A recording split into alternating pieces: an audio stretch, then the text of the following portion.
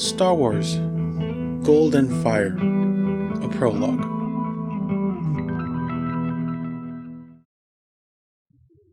Scanning internal databanks. Corrupted data files located. Set for deletion. Error. Data files marked as high priority. Data files set for repair. 10%, 28%, 69%, 84%. Data files repaired. Scanning.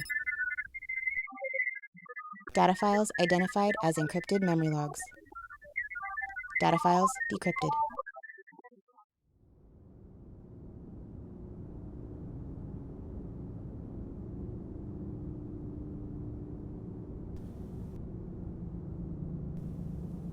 The darkness behind the droid's optical sensors flare as the systems finish booting up. Suddenly, his world is filled with input. From his vantage point, he locks onto the smooth metallic walls, posted warning signs, and computer terminals. The IG series assassin droid, designated AU-79, steps out from his pod and stands in the center of the chamber. The lenses of his eyes flash as his cylindrical head turns, slowly, scanning the rest of the room. There are other pods, much like his own, a resting chamber for other droids waiting to be activated. In the pod directly across from him, he scans a silver IG assassin droid with black markings.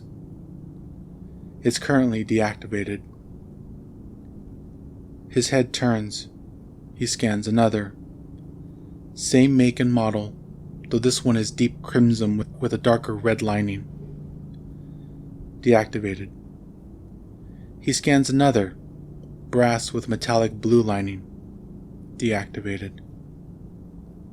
There's only one reason the AU-79 would be activated and the others not. His master calls. The mechanical of gold and black exits the room, the clank of his foot pads on the metallic flooring announcing his approach with each and every step.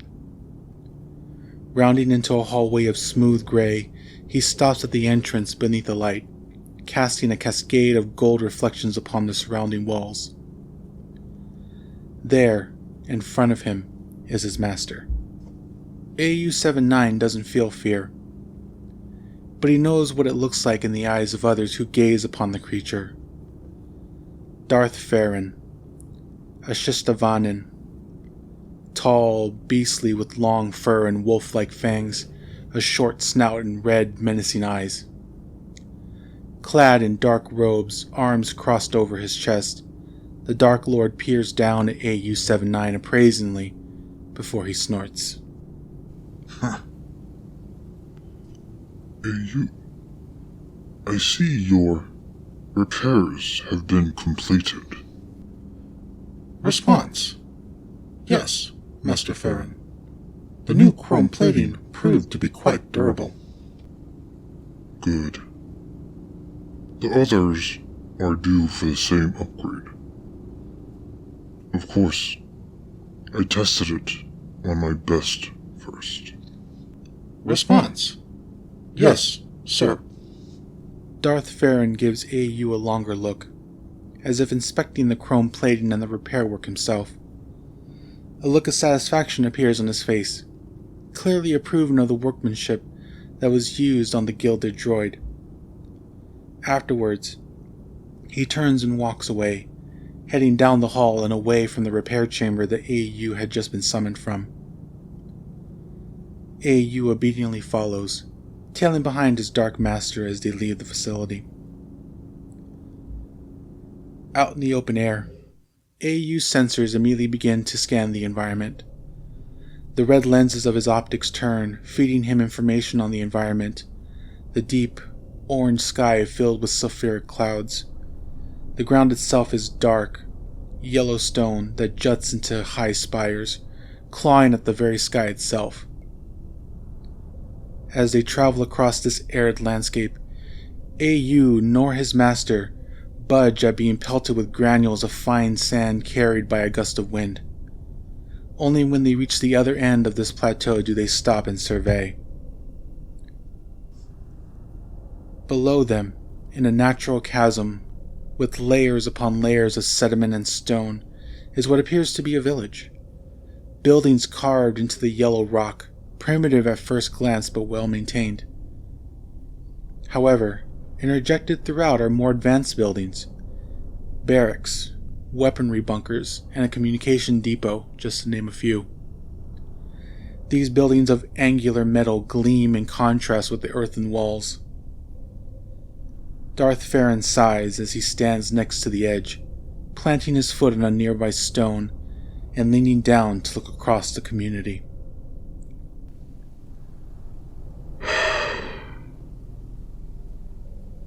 Another of our planets has been taken by the Republic. I received the communication this morning. Statement. That is troubling.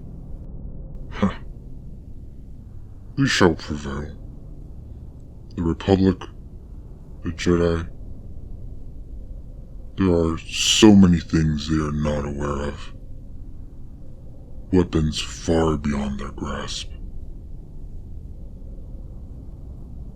Do you know why I summoned you?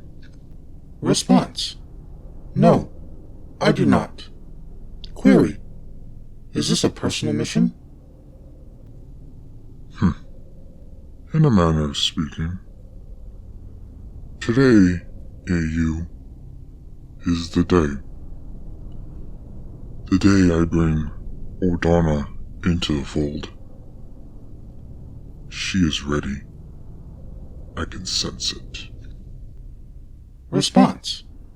Her teachers have lauded her many successes. They say she excels faster than they anticipated. Fools. When I first brought her to the temple, they claimed she was unworthy. A harmless, mute child. A street urchin. Hardly worth my time. Oh, but I saw it. I saw the anger that burned behind her eyes. I saw the strength in her lean muscles. I knew the dark side dwelled within. She just needed proper guidance. And today's the day. Today I accept her as my apprentice. Statement. Congratulations, Master. Query, if I may ask, what does this have to do with my mission? You shall see. Darth Farron, looking over the Sith colony a final time, grins as he turns away and heads for a turbolift platform that juts out from the chasm's edge. Stepping inside, AU follows, standing next to the Dark Lord, as he closes the gate and presses a button on a nearby panel. There's a shudder as the cage rattles for a brief moment. Soon after, it begins its descent, downward towards the chasm floor and into the village proper. The pair traverse through the village. Darth Farron makes no eye contact with any of the civilians, but AU can see the fear in their eyes as they shrink away from the duo. Humans native to this planet, plus other species, can be seen peeking out from their homes, terrified of the occupying Sith Empire. Metallic feet echoing on the stone path, AU looks up at the towering temple as they approach. The building is massive, carved out of large, heavy slabs of stone native to the planet Scoth. The narrow, pyramid-like structure reaches high into the sky, nearly reaching the top of the expansive chasm. As they draw closer, the deeply cut carvings of the old Sith language come into view. AU is not well versed in the language, so his systems are unable to translate it. However, he does observe Darth Farron and the look of reverence that appears in his eyes whenever they look over them. mantras, prayers. AU doesn't understand these, and instead he keeps his gaze forward as he follows. It is dark inside the temple. Small shafts of light from carefully placed vents illuminate minute corners, but the darkness encroaches upon all sides. The sounds of their footsteps echo 1,000 times over as they march through, AU following behind Darth Farron's confident stride. Turning into another darkened hall, the droid begins to pick up sounds, the shuffle of feet, a snarl of pain, the collapse of armor, and the delicate hum of a training sword as it cuts through the open air.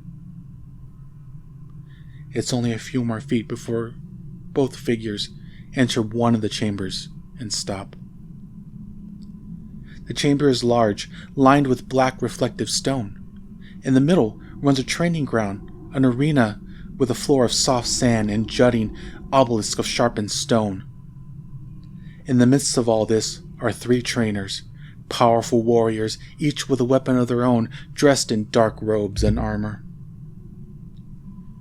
One is a towering creature of fur and powerful strength, a Wookiee with albino fur, holding a large vibro axe. His armor is dented, burnt, but steady and strong. He howls into the air, flexing his arms and slashing his weapon forward. The second is shorter, but still large, a human male with pale skin, a shaved head, and scars running down both of his pale, blind eyes. He expertly whirls a pair of daggers in his hands, shouting as he prepares to throw one. The third instructor, a yellow-skinned Twi'lek, shouts as she twirls an electro staff above her head, the end sparking with purple electricity, leaving a trail in the open air. This is where AU-79 sees a grin broaden on Darth Farron's face. Any other student would have been petrified by such a display, but as AU follows his master's line of sight and zeroes in on a 4th figure, standing between the 3 assailants, he suddenly knows why his master grins. Odana. She's smaller and younger than all of her teachers. Human, around her 20s, with a wiry and athletic body, dark skin and buzzed white hair. She dresses simply, in a dark red and black training uniform. Her head downcast, she seems unmoved by the display of her 3 teachers. Slowly she raises her head, eyes burning with a predatory shade of gold. Raising a hand, she wipes the sweat from her forehead, a look of calm and concentration on her face. With a final glance between each instructor, she closes her eyes and lifts her training sword. A hum of electricity courses along the blade, lighting it up with a brilliant flare of yellow as she takes a slow breath. The battle is quick. Each instructor moves in for the kill, shouting their battle cries at the top of their lungs. Blades cut the air with glowing arcs of silver, but each blow is blocked and deflected with a turn of Odana's electrified blade. The first to fall is Twi'lek, each swipe of her electrostaff bouncing off the student's sword until it's effectively cut in half, and the instructor is delivered a powerful blow to her midsection. The human is next. Odana spins, moving under the thrown blades and closing the gap with greater speed than he had estimated. A touch of the flat of her sword causes him to shout. Electricity courses through his body before sending him sprawling across the ground. That's number 2. But the third, the albino Wookiee. His growls and roars create a cacophony in the air as rage explodes from his body. The swings of his vibro axe are wide and savage. Stone pillars crumble at each swipe, but never once does it land on the swiftly moving student. But this instructor is far more crafty. A wild, false lunge, and Odana falls for it. She moves precisely where he wants her. The axe comes down hard. She barely manages to see it in time, dropping as the axe falls to her left, breaking upon the sand. But her footing isn't the best, and the roaring beast uses this to his advantage. Another mighty roar, and the white-filled Sith closes the gap. His reach is far, and a mighty paw flashes like lightning as he backhands the student across the face. She flies, skidding across the sand, dazed. To AU-79, it seems the fight has come to an end. Observation. It seems your student may be in trouble. Query, shall I intervene? I don't think that would be necessary. The gilded head of AU-79 turns back to face the ring. Odana is still down, moving onto her knee. She attempts to shake the stars from her head, but the pause costs her greatly. The massive Wookiee closes the gap between them, wrapping massive furry arms around her small frame and pulls her into his body, tight. A roar erupts from the instructor's throat as Odana struggles and soundlessly opens her mouth in pain at the crushing hug. And still, all Darth Farron can do is smile. That's when AU's sensors pick up that something is amiss. Subtle vibrations in the surrounding stones and pillars. The sand directly beneath Odana begins to pulsate, moved by some invisible force. Even individual strands of her hair begin to lift and undulate, as if caught in a riptide beneath some unseen water. But there is silence. In the room, granules of sand lift and twirl in the emptiness. It's almost peaceful. However, each and every one of AU-79's sensors are going off. Warning, warning, warning. And then it happens. Boom. An explosive force extends out from a central point, namely Odana. Pillars crack, sand explodes in all directions. AU barely manages to maintain his footing, braced against the impact of some invisible energy. Darth Farron? He just stands there, his hand raised, seemingly unfazed by the wave of force energy that Odana just unleashed. But her instructor, the Wookiee? He faced the worst of it. When AU felt the wave dissipate, his ocular sensors scanned the room. It took a second for him to register that the hole in the far wall and a single Wookiee's foot dangling from it, the rest of him obscured by the other side. That was 3. Odana herself is on her knee, catching her breath. That's the only sound in the room, until the clapping begins.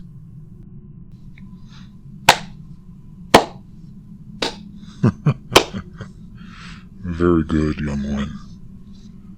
Very good. AU turns to see Darth Farron approaching her. Odana bows. She is unable to speak. Hasn't been able to since Darth Farron brought her to the temple. But AU can see the grateful pride in her eyes. He approaches the both of them, remaining just behind his master.